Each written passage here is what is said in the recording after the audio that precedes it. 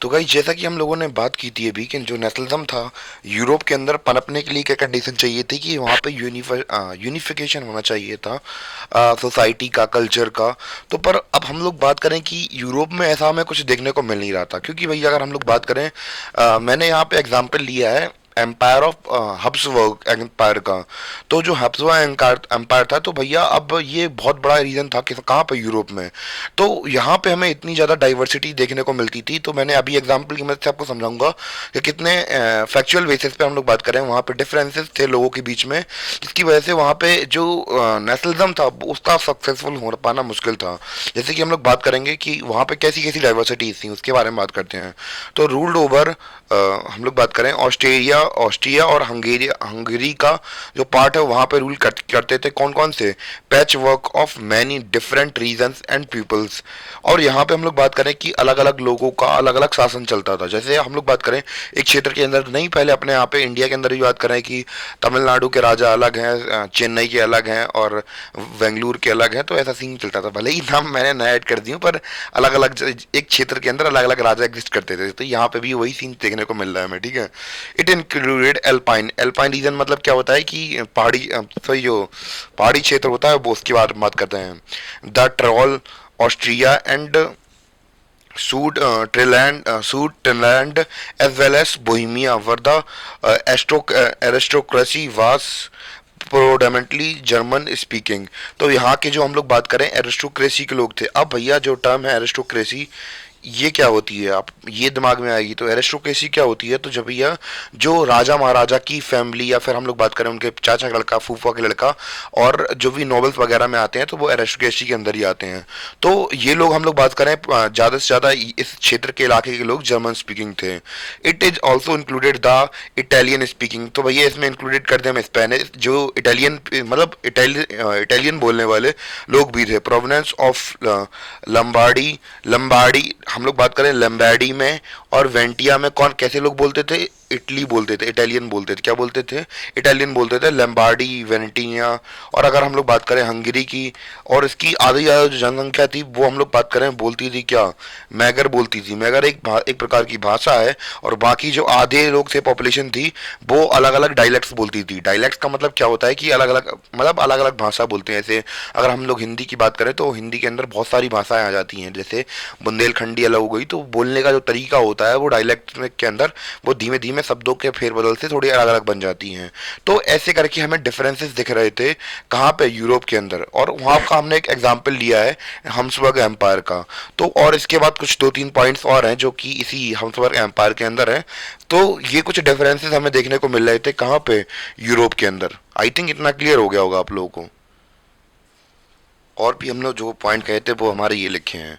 तो अगर हम लोग बात करें कहाँ पे, गलेशिया की, तो गलेशिया में एरिस्टोक्रेसी किस में बात करती थी, पोलिश में बात करती थी। तो भैया जो हम लोग बात करें कि जो एरिस्टोक्रेसी क्लास होती है वो हम लोग यहाँ पे देख रहे हैं कि अलग अलग लैंग्वेजेस में बात कर रही है। और besides these three dominant groups, तो डोमिनेंट मतलब होता है कि ज़्यादा प्रभावशाली, एक तरीके से डोमिनेटिंग करने वाले। They are also lived within the boundaries of the empire a mass of subject. सब मास मतलब होता है बहुत सारी जनता, मतलब सब्जेक्ट मतलब प्रजा होती है, पीजेंट मतलब किसान, क्या किसान वगैरह होते हैं। तो किसान वगैरह मतलब किसान जो जनता वगैरह थी वो भी भारी मात्रा में रहती थी यहाँ पे इनकी बाउंड्रीज के पास में। तो अब जब इतनी सारी डाइवर्सिटी थी, अलग अलग स्पीकिंग पीपल थे और अलग अलग कल्चर्स की हम लोग बात करें, या फिर हम लोग बात करें अमीरी गरीबी का अंतर, तो बहुत ज़्यादा डाइवर्सिटी देखने को मिल रही थी। तो ये एग्जाम्पल देखा हमने हम्सबर्ग एम्पायर का एग्जाम्पल, जिससे कि हमें पता चला कि जो यूरोप था वहाँ पे डाइवर्सिटी कितनी थी। और बिना यूनिटी के, बिना किसी नेशन यूनिफिकेशन के कोई नेशनल नहीं हो सकता। और जहाँ पे नेशन नहीं होगा तो वहाँ पे नेशन स्टेट नहीं बनेगा। तो ऑब्वियस सी बात है, कंडीशन चाहिए पड़ेंगी हमें नेशन स्टेट बनाने की, ठीक है। आई थिंक इतना क्लियर हो गया होगा आप लोगों को। अब हम लोग बात करने वाले हैं अपने एक अलग टॉपिक के बारे में, जिसका नाम है क्या, aristocracy and new middle class. तो ये कौन थे और इनके बारे में अलग से पढ़ाया जाएगा, मतलब हम लोग पढ़ेंगे कौन कौन थे। और क्योंकि भैया अगर हम लोग बात करें कि किसी भी सोसाइटी के अंदर जो मेजोरिटी पीपल होते हैं तो उनको समझ लेते हैं, तो फिर हम सोसाइटी की प्रॉब्लम्स को अच्छी तरीके से समझ लेते हैं। तो अब इन इन दो जो कम्युनिटीज़ हैं हम लोग बात करें, या फिर ग्रुप ऑफ पीपल है, तो इनका बहुत बड़ा रोल था वहाँ की इकोनॉमी में। वहाँ पे हम लोग बात करें रूलिंग क्लास में, because these are the ruling class and this is the new emerging class, ठीक है। तो हम लोग बात करें एरिस्टोक्रेसी कौन होता है, तो भैया ऐसे लोग जो कि राजशाही परिवार से जुड़े होते हैं, ऐसे राजा राजा का चाचा का लड़का, फूफा का लड़का, राज घराने से रिलेटेड या फिर मंत्रिमंडल वगैरह उनका, तो वो सब एरिस्टोक्रेसी के अंदर आ जाता है, ठीक है। तो उनके मतलब राज घराने से रिलेटेड हो जाता है ये। और न्यू मिडिल क्लास कौन थी, इसके बारे में बात करते हैं। तो भैया वहाँ पे इंडस्ट्रियलाइजेशन वगैरह हो रहा था, तो भैया अब लोगों के पास धीमे धीमे पैसा भी आ रहा था। तो भैया पहले क्या था, पीजेंट वगैरह थे, तो भैया बहुत ज़्यादा गरीब थे, पहले गरीब और अमीर एग्जिस्ट करते थे। तो भैया क्या होता था कि लोगों के पास एक वक्त का खाना नहीं हो पाता था। तो अब धीमे धीमे जब वहाँ पे इंडस्ट्रीज वगैरह डेवलप होने स्टार्ट हुई, तो भैया अब लोगों के पास ठीक ठाक पैसा आने लगा, गरीब लोगों के पास। तो भैया अब वो लोग जैसे इंजीनियर्स हुए, डॉक्टर्स हुए, तो अब ये नई क्लास इमर्ज करके आई वहाँ की सोसाइटी के अंदर। कौन सी, कहाँ पे हम लोग बात करें, यूरोप के अंदर। तो भैया न्यू मिडिल क्लास का इमरजेंस हुआ धीमे धीमे। तो ये सीन देखने को मिल रहा था, जैसे डॉक्टर हुए, पुलिसमैन हुए, या फिर लॉयर्स वगैरह हुए, तो फिर वो किसका पार्ट थे, न्यू मिडिल क्लास का पार्ट थे। तो अब डिटेल समझते हैं एरिस्टोक्रेसी के बारे में, और फिर बात करेंगे हम लोग न्यू मिडिल क्लास के बारे में। क्लियर। तो भैया बात छेड़ी है तो बहुत दूर तक जाएगी।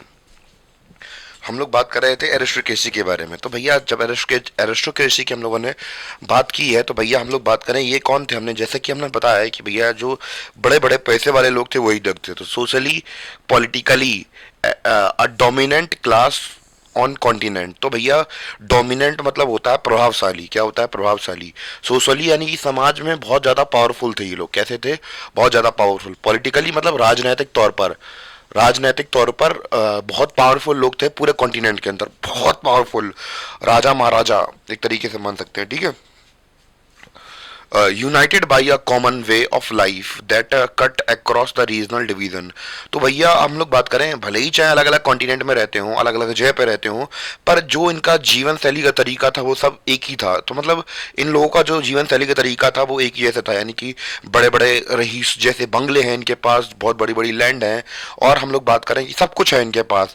और मतलब एक तरीके से सभी की लाइफ एक जैसी ही थी, यानी कि नौकर चाकर वर्क कर ही है हमारे लिए, भैया सब कुछ है ही हमारे पास। तो और हम लोग बात करें ये लोग जैसे कि इसको समझते हैं कि जैसे यहाँ पे लिखी हुई भी है, their families were often connected by ties of marriage. तो भैया हम लोग बात करें भारत देश के अंदर से इसको समझते हैं कि कैसी क्लास थी है। तो भैया हम लोग बात करें कि जब आप गरीब होते हैं तो आप लोगों ने देखा होगा कि आपके शहर में, आपके घर वालों में, आपके पेरेंट्स में, या फिर हम लोग बात करें जो जातिवाद होती है या फिर धर्मवाद होती है, उसको लेकर बहुत ज़्यादा कलेश होते हैं कि भैया धर्म के बाहर शादी कर ली तो बहुत दिक्कत हो जाएगी। तो अब जो अमीर लोग होते हैं बहुत ज़्यादा रिच कल्चर के, जैसे कि हम लोग बात करें बॉलीवुड एक्टर्स या फिर दूसरे जो बहुत ज़्यादा रिच लोग हैं, तो वो लोग क्या करते हैं कि उनमें एक ये कुछ नहीं होता है, तो कोई हिंदू मुस्लिम से शादी कर रहा है, घर वाले कुछ नहीं कहते हैं। तो अब हम लोग बात करें, पैसे वालों का दोस्त पैसे वाला ही होता है, तो वही वर्ग है। तो भैया ये लोग शादीज का मतलब फैमिलीज के थ्रू जुड़े होते थे, जैसे कि मैरिजेस वगैरह कर लेते थे आपस में ही। और हम लोग बात करें ऐसे प्रकार की डिवीजन मतलब सोसाइटी थी ये, ऐसे प्रकार के ग्रुप ऑफ लोग थे। They owned estates in the countryside. Countryside मतलब होता है गांव वाले इलाके के अंदर। इनके पास टाउन हाउसेस होते थे और बहुत बड़ी बड़ी ज़मीनें होती थी। अगर हम लोग बात करें 100 बीघा, 200 बीघा, 500 बीघा, बड़े बड़े इलाके होते थे। क्या होते थे, बड़े बड़े इलाके होते थे किनके पास, इन बड़े बड़े लैंड ओनर्स के पास। कौन की, एरिस्टोक्रेसी क्लास के पास। They spoke French. They spoke French for purpose of diplomacy.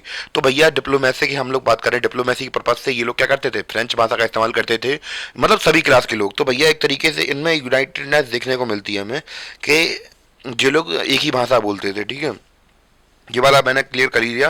Their families were often connected by marriage, ties of marriage. This powerful aristocracy was however numerically small group. तो भैया हम लोग बात करें, ये कुछ ज़्यादा लोग नहीं थे, गिने चुने लोग होते थे। और भैया अब भैया सवाल हमारे सामने ये उठता है कि बड़ी संख्या में कौन था, उसके बारे में हम लोग बात करेंगे अब। तो जैसे कि हम फिर से थोड़ा बहुत रिपीट कर दें कि एरिस्टोक्रेसी क्लास के बारे में, ये लोग सोशली और पॉलिटिकली डोमिनेंट यानी कि प्रभावशाली व्यक्ति थे पूरे कॉन्टिनेंट के अंदर। और हम लोग बात करें, ये जुड़े हुए थे कॉमन वे ऑफ लाइफ से, यानी कि रहन सहन के तरीके से। और इनके पास बहुत सारी ज़मीनें, टाउन हाउसेस थे, और ये लोग फ्रेंच भाषा का इस्तेमाल करते थे डिप्लोमेसी पर्पज से। और इनकी जो फैमिलीज थी वो हमेशा शादी के बंधन में जुड़ी रहती थी एक दूसरे की फैमिलीज से। और लास्ट में हमने देखा कि जो एरिस्टोक्रेसी प्लेयर्स थी, मतलब जो एरिस्टोक्रेसी क्लास थी, ये बहुत कम संख्या में, बहुत ज़्यादा कम लोग थे। आई थिंक इतना क्लियर हो गया होगा आप लोगों को।